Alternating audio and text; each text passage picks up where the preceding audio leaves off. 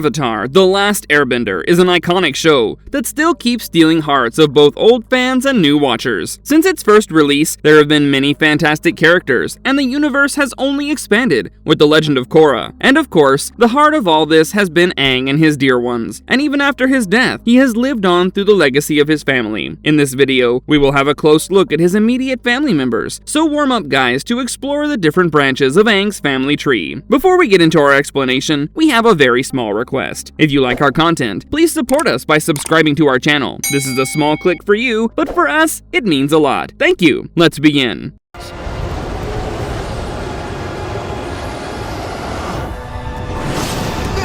Aang. Starting with the stem of his family, Aang was born to two Air Nomads in 12 BG, but we never got to know who they actually were. In fact, he didn't even get to know them because the monks had taken him away shortly after he was born, since he was found to be the Avatar. Then at some point, as a 12-year-old, Aang froze himself in an iceberg and was rescued 100 years later, when his world was being destroyed in the 100-Year War that was initiated by the Fire Nation. All of the Air Nomads had also been killed during this, and he became the last airbender of his era. Then the responsibility fell on his shoulders to go on a journey, to master all the elements and then fight the Fire Nation to end this deadly war. Although he never got the chance to meet his parents, he found a father figure in his master Gyatso, and later got to know what family love is when he began his own family with his friend and wife Katara. Additionally, since he's the Avatar, he's also the descendant of all the previous incarnations, like Roku, Kyoshi, and Wan, and might even be vaguely related to Zuko since he's the grandson of Avatar Roku. Now let's have a look at his major family members.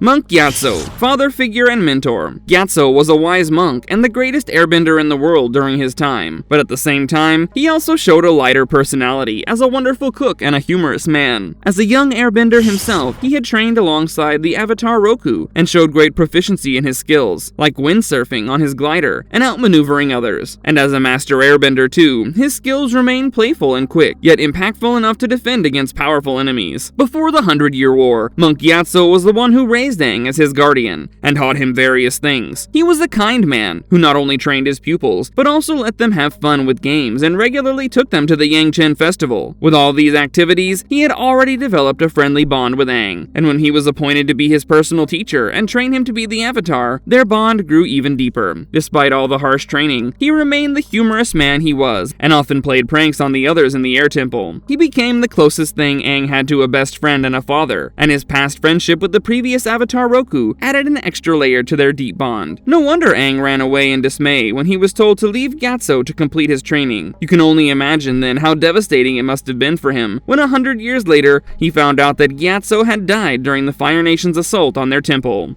So, how do I look?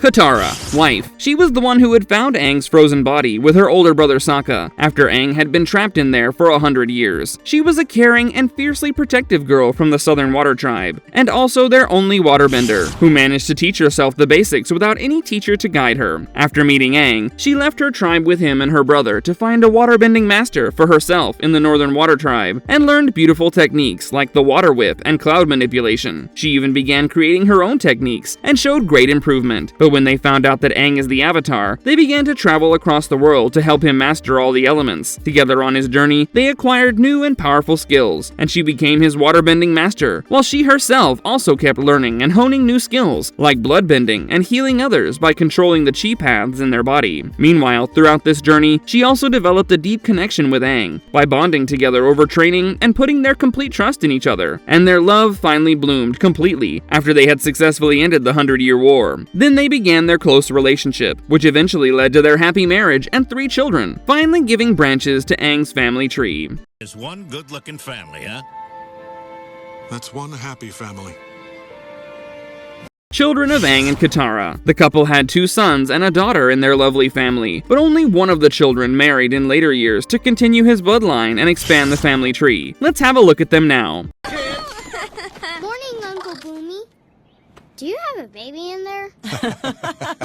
Bumi, son. He's the eldest child of Aang and Katara, and their only child to have been born as a non-bender, although he acquires the ability at a later age because of an event called the harmonic convergence. He's quite a quirky character who often acts goofy, like usually youngest children do, and with such a youthful personality, he has weathered some dire situations with a positive can-do attitude. Katara also found it a bit difficult to raise him, since he often tried to overcompensate for his lack of powers in different ways, but this also made him a resourceful person who could use any kind of weapon or tool to get the work done. He also has been prone to telling hilarious tales of heroism, which his brother Tenzin hardly ever admired. And as per one of his stories, he was once kidnapped in a potato sack and then forced to work in the United Forces as a commander and go on various missions. However, he retired from the forces after serving quite some time, and then began living with Tenzin's family to spoil his nieces and nephews with love. Since he was a non-bender, he also never got the chance to grow close to his father, because Aang was much too occupied with training Tenzin, and he somewhat forgot Bumi, although he had named his beloved firstborn after his childhood friend of the same name, and they're surprisingly similar too. However, despite being distant from his brother and father, he was quite close to his sister Kaya, and had a trusting and adorable bond with her. So let's know about her next.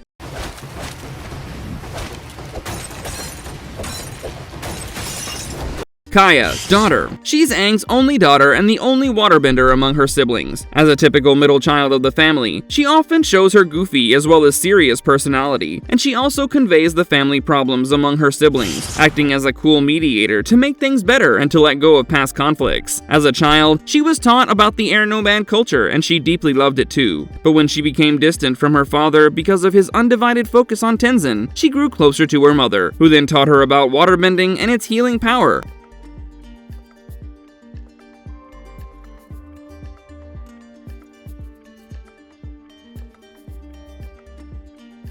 Even though the young Airbender spirit had severed from her body, she also worked as a healer in a temporary evacuee camp and at a medical tent.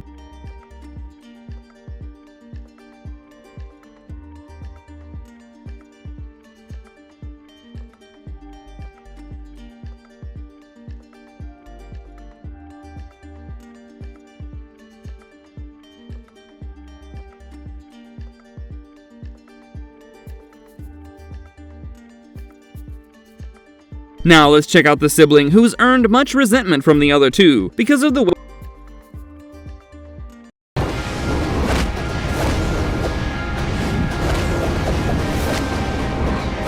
Tenzin, son. Tenzin is a really serious guy, and although he has also inherited his father's humor along with airbending, he still tries to suppress his craziness and keep a calm and stern look. He's also very much committed to his tradition. Not that that's a bad thing, but it often makes him stubborn and strict. As a child, he was extensively trained by his father in the art of airbending until he reached the master level, and earned the signature blue arrow tattoo. So he's currently the oldest airbending master and lives on the Air Temple Island with his wife and his children. But he had to temporarily shift to the Northern Air Temple after the harmonic convergence event to recruit the new airbenders and train them in the art along with the new avatar Korra. Besides, he had also represented the Air Nation in the United Republic Council before it was dissolved. Tenzin might not have been the avatar, but he had always been under the great pressure of living up to his father's expectations and becoming well versed in the art to keep the legacy of Air Nomads from dying. He's also the only child who was married and kept Aang's bloodline going.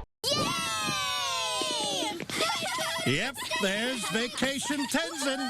And you Tenzin's family tree. Tenzin had long been friends with a woman named Lin Beifong, with whom he got into a relationship, but it didn't work out because he wanted children, while Lin did not. This is when he met Pema, who confessed her love for him, which eventually led to their marriage and 4 children who further branched out Aang's family tree. Let's have a look at them, shall we?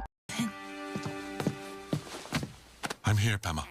Our new son. Pema, daughter-in-law. She is Tenzin's wife, and thus the daughter-in-law of Aang. Not only is she a loving and caring wife and mother, but also the only non-bender in this family, which often leaves her annoyed and overwhelmed while raising such noisy children who are always messing around with their powers. She's also currently the most senior member of the Air Acolytes Order of Monks and oversees them. In fact, she had left her parents' house at an early age, only to study and acquire this very role. This has also helped her to remain even-tempered and provide clarity and reason to others, such as when she acts as a mediator in the student-teacher bond of Tenzin and Korra, or when she gives her husband a rational vision when he fails to do so.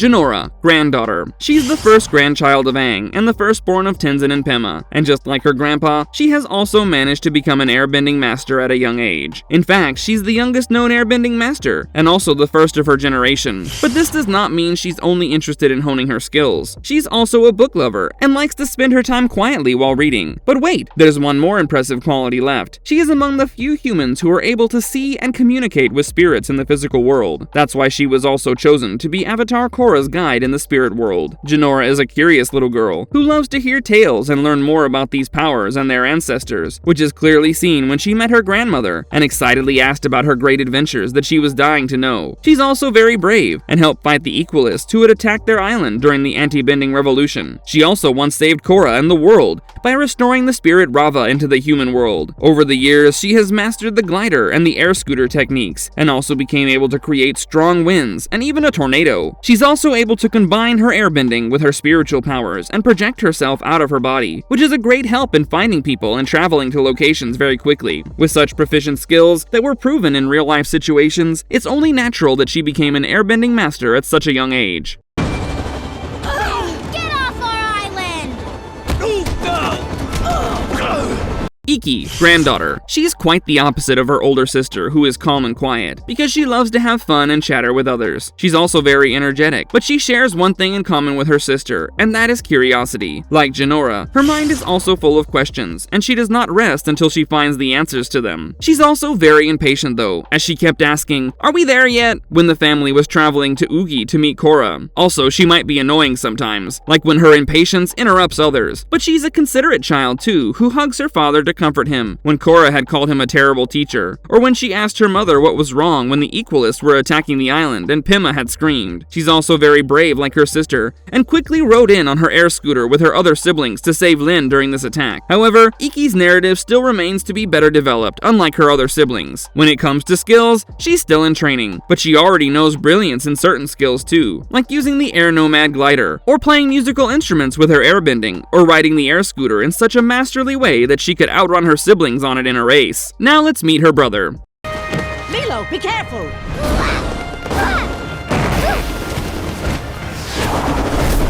Milo, grandson. Milo is Aang's first grandson and the third child of Tenzin and Pema. Much like his sister Iki, he's also a hyperactive child. In fact, he even surpasses her energy and acts much like Aang did as a child with his outrageous ways of having fun and adventures. He can also be a troublesome kid to handle, as we saw him gnawing on Tenzin's head when they were going to the South Pole. Now that's a level of patience only dads can have. He also once found a ring-tailed winged lemur and named him Pokey, and then also tried to teach him various tricks. He always lightens up the mood of people he's with. Like once he passed gas on Team Avatar's hands and said that he agrees with them, although he had no idea what kind of serious conversation was going on then. Besides his funny gags, he also helps out others, like when he periodically rang the ceremonial bell to help Korra and Tenzin cross over to the spirit world, or when he accompanied his sisters on a mission to bring Korra back home. Like Iki, he's also still training his airbending skills, but he can already do certain things, like levitating with an air sprout. He's also great in acrobatics and wonderfully uses his skills to defeat 6 Equalists on his own. Funnily enough, he's the only known airbender who uses this precious gift to enhance his flatulence.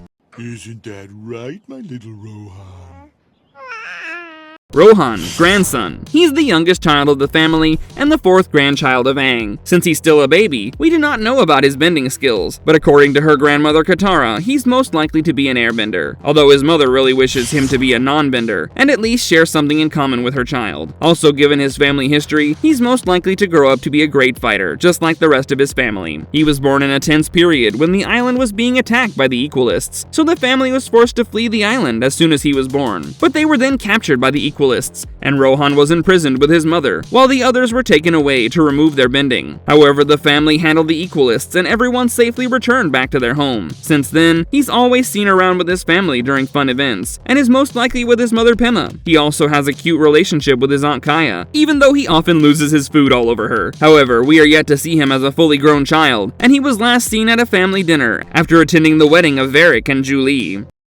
Marvelous verdict. It's really heartwarming to see how Aang's family tree has grown from being a single stem with roots to multiple branches. If he were still alive, he must have felt really proud to see them doing so well, in both training and having fun. What do you think? If Aang were still alive, who might have been his most favorite grandchild? Comment to let us know. And if you liked our content, don't forget to leave a like and subscribe if you haven't already. Have a good one, and be safe. Thanks everyone!